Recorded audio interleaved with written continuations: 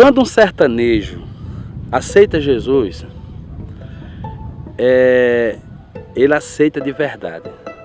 O sertanejo tem uma coisa interessante, ele foi criado e os pais educaram ele dizendo que ele é cabra macho. E quando o camarada diz uma palavra, ele tem que honrar, nem que seja com o fio do bigode, com o cabelo do bigode, mas ele tem que fazer valer a pena. Então ele vai ouvindo a palavra vai amolecendo o coração dele, ele vai cedendo, mas quando ele diz, eu sou crente em Jesus, pronto. Ali pode a casa virar. Na minha casa não tem preconceito com nada, eu recebo todo mundo que chega na minha casa.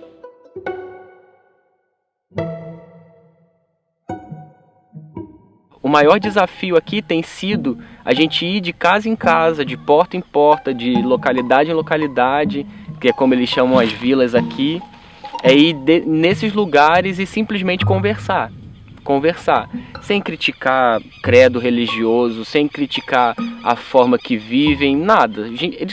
A gente só queria e só precisa conversar, só ter um relacionamento com eles.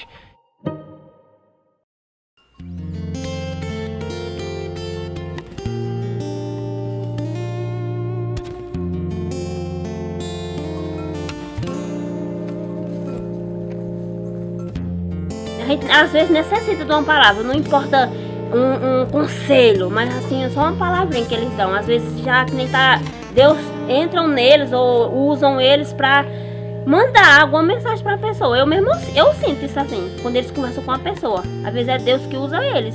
Às vezes é só uma palavrinha e você já cai em si. Eu acho que Deus usa as pessoas para mandar algo para alguém. Olhando no primeiro olhar, na primeira conversa, no primeiro oi, no primeiro boa tarde, é uma família.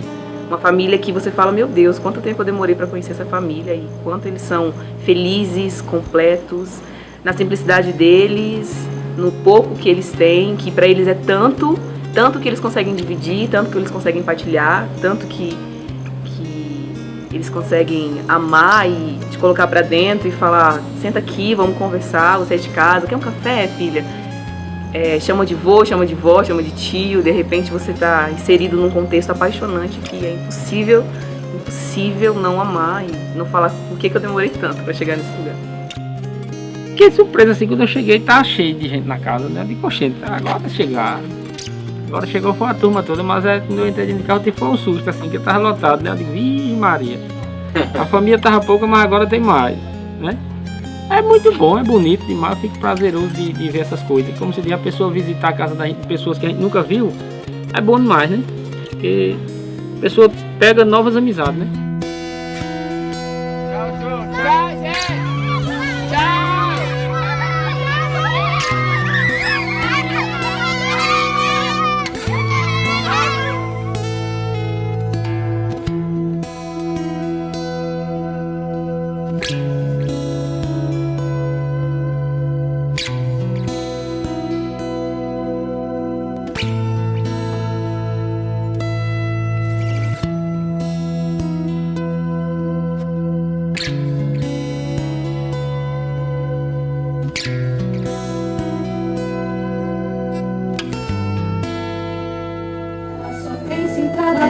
Não tem tempo pra ninguém, senta aqui pra conversar. Ai, ai, ai, ai, ai, ai, ai. Martas e Marias por todas as cidades, Martas e Marias sentadas hoje aqui. Lá, lá, lá, lá, lá, lá, lá. Lá, lá, lá, lá, lá, lá. Lá, lá.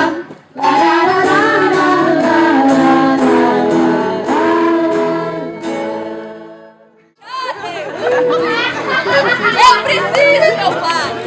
Eu tô aqui gorda por um xilitinho sequer! Não tem um menino pra buscar pra mim lá na vendinha!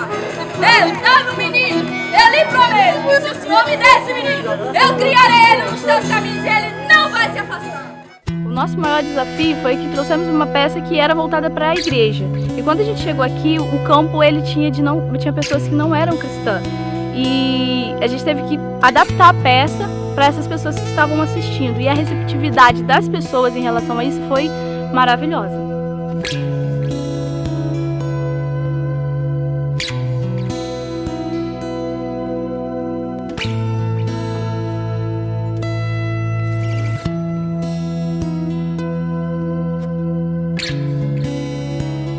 De repente você tá há um tempo, ó, sem ouvir um eu te amo de alguém. De repente você tá precisando de um abraço, ó, já tem tempinho. Mas hoje o Senhor, Ele quer te abraçar. Você pode perguntar, mas como? Aqui no meio da rua? Ué, Ele tá aqui, Ele faz do jeito que Ele quer, da maneira que Ele quer.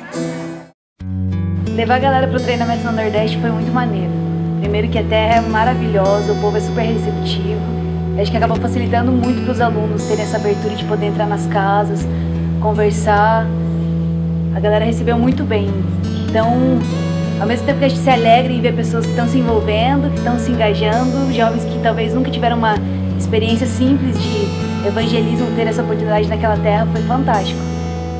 Só que ao mesmo tempo é meio desesperador, porque a gente sabe que muitas pessoas ali só são comandadas, na verdade, quando tem uma ordem e tudo mais. Acho que é o que a gente acaba impactando mais, é essa questão de pessoas acostumadas a receberem ordens, né, fazer as coisas, e de repente quando não tem essa ordem não fazem. É o que eles ficam pasmados, tipo, por que eu nunca fiz isso antes? Era tão simples sentar numa casa, conversar com alguém, era tão simples falar de Jesus, coisas pequenas, e o povo nunca fez isso, porque não...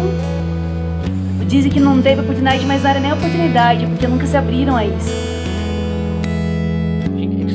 A gente só queria e só precisa conversar, só ter um relacionamento com eles.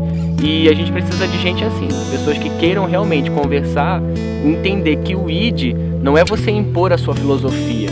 O ID é você chegar num lugar e você transformar aquele lugar a partir das suas ações. Então, essa foi a primeira visão que a gente teve assim, né? Existe a necessidade física? Existe, mas a necessidade espiritual e a necessidade de pessoas que queiram trabalhar e entendendo que aqui é um campo vasto, é um campo branco, onde tem muita coisa para ser colhida, é disso que a gente precisa. O sertão é uma seara enorme, é um lugar que precisa de trabalhadores. Os campos aqui eles estão brancos para a ceifa, que as pessoas estão sedentas, estão só esperando que alguém venha e fale do amor de Jesus. Às vezes as pessoas aqui só precisam de um abraço, só precisam de alguém para ouvir elas, e esse aqui que está precisando é gente para abraçar, gente para colocar a mão na obra. O sertão está precisando de trabalhadores, gente que se importe de verdade. Deus precisa de pessoas que tenham esse compromisso, esse amor de Cristo no coração, a trazer esperança e amor para essas pessoas. O maior desafio de servir no sertão nordestino é sair da zona de conforto, é enxergar a África brasileira. Isso é o maior desafio. E eu louvo a Deus pela oportunidade que Ele me deu de servir no sertão nordestino, por uma partícula pequena que hoje representa, que está sobre os nossos cuidados, e que a gente se apaixonou por essa gente, por a gente conhecer a história dela, por a gente estar convivendo com ela, por a gente sentir ela, por a gente ter esse contato direto com ela e a gente perceber o grande amor de Deus que libera para o nosso coração, e a gente está ali derramando o nosso coração e servindo a Deus e vendo pessoas sendo restauradas e se reconciliando com Deus.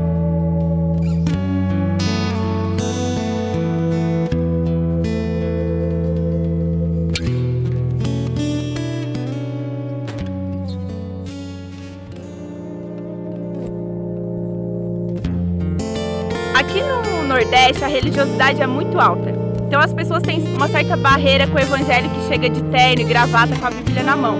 O Instituto ele já tem essa ideia de construir o personagem para poder chegar nas casas, porque as pessoas recebem muito bem. Não é só as crianças, até mesmo os adultos, eles chamam para entrar nas casas, conversar, sentar, e assim a gente consegue falar sobre o amor de Deus sem barreira, livremente, ainda que eles tenham outro tipo de fé, outras crenças. Mesmo assim, a gente consegue, com o personagem, chegar nas casas das pessoas e falar livremente sobre o amor de Deus. A arte aqui no sertão é fundamental para abrir portas. O povo aqui já é receptivo por natureza, mas existem alguns lugares em que a receptividade talvez não seja tão grande devido a alguns fatores culturais aqui, questão da tradição. E com a arte, a gente chega aqui vestido de palhaço, as pessoas ficam muito mais abertas, muito mais receptivas, a mensagem se torna mais simples de ser transmitida. Talvez se a gente subisse num banquinho para pregar no microfone, talvez a receptividade não fosse tão maior quanto é hoje. Mas o que a gente tem visto aqui, nas peças que a gente tem pregado, tem sido uma receptividade muito boa. As pessoas têm entendido a mensagem, têm entendido aquilo que a gente quer transmitir. E a gente alcança todo tipo de público, de criança a idoso. Eles amam isso aqui, eles se identificam muito. Acho que vale a pena, de verdade. A primeira impressão que eu tive ao entrar nas casas foi a idolatria, né? Em relação à idolatria, porque em cada casa que a gente entrava tinha um altar imenso. Só que a gente via que ao mesmo tempo que tinha esse altar, que tinha vários santos, eles tinham uma necessidade de Cristo, uma necessidade de Deus muito grande. Eles sempre colocavam Deus acima de todas aquelas estátuas. Então, o que mais eu vi aqui, apesar da idolatria, foi essa questão deles colocarem Deus como primordial na vida deles. E essa fé que eles têm de que tudo pode mudar, de que a vida não é tão ruim assim. O que é que eu sou sem Jesus? Nada, nada, nada. Sem Jesus, o que é que eu sou? Nada, nada, nada. O que é que eu sou sem Jesus? Nada, nada, nada. Sem Jesus, o que é que eu sou? Nada, nada, nada.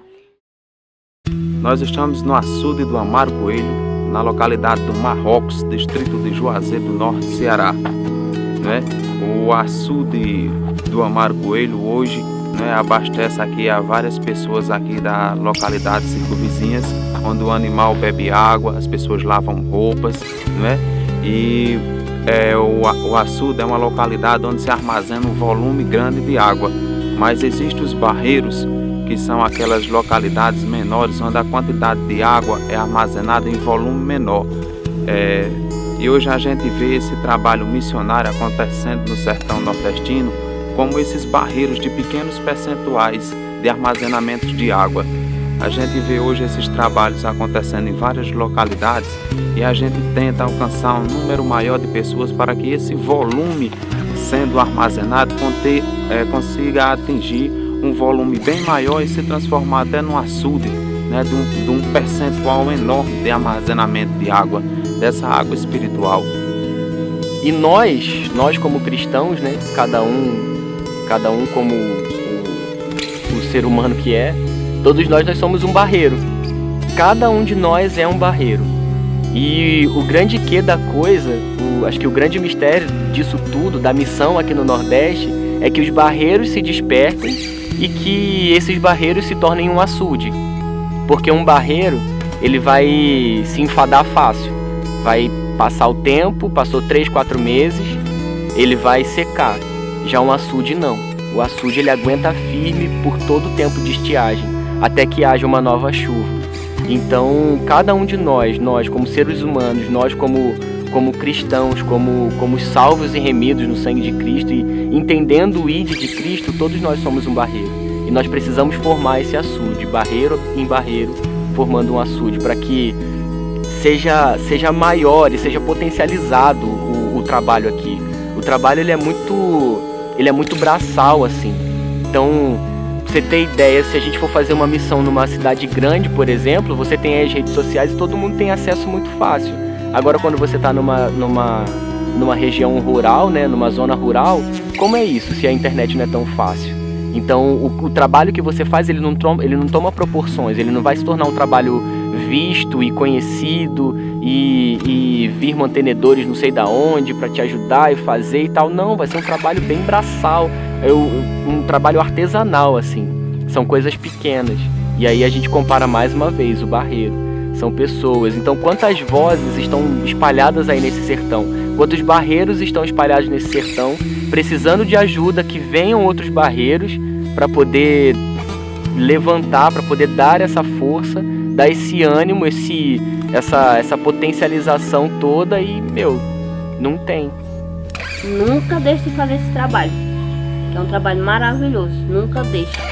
Não importa o obstáculo que enfrente, mas venham. Sempre venham. Quando houver convite, eu não sei se é o convite, não sei se é o espontâneo, mas sempre venham. Não deixe de vir, que foi bom demais. Os 2 dias, mas infelizmente foi pouco demais. Era para passar uma semana num lugar, uma semana em outro, uma semana em outro. Foi bom. Aí o velho lá, que é muito amigo meu, e o filho dele, né? E seu Zé falou assim. Eu disse, seu Zé, o que é que tá fazer o quê? Vamos comprar o quê? Um chão? Aí ele disse, rapaz, eu acho que é um chão e vamos fazer uma igreja. Uma igreja de crente. Ele falou pra mim, né? Eu digo, se fosse mesmo. Se fosse, eu tava mesmo dentro. Não saía, não. Aí ele disse assim, pois vai ser. O pessoal que vieram aí, de pressinha, quando pensou que não, já chegou uma equipe de gente, foi com enxada, limparam tudo e... Eu sei que eu saí aqui, fui pro trabalho, que eu ainda tava trabalhando ali no curral. Quando eu cheguei, já vi, foi as tendas armadas lá. Eu digo, o negócio ali mudou. Aí já tava o som de menino pegando lá e tudo, né? Aí os meus aqui, nem o medo jantaram nesse dia. A Joana e João Pedro tirou, foi direto pra lá e pronto. Acho que se vocês tivessem arranchado ali, eles não vinham nem dormir em casa mais não. Não vinha não, porque ali dá mal 10.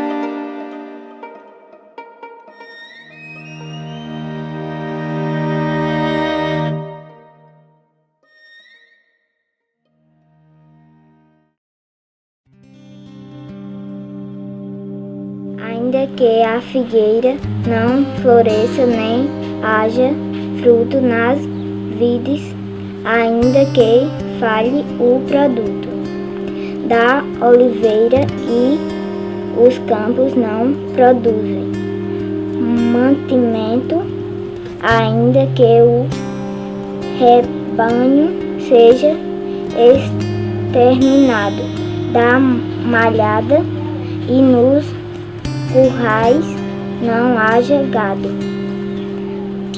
Todavia eu me alegrarei no Senhor, exultarei no Deus da minha salvação.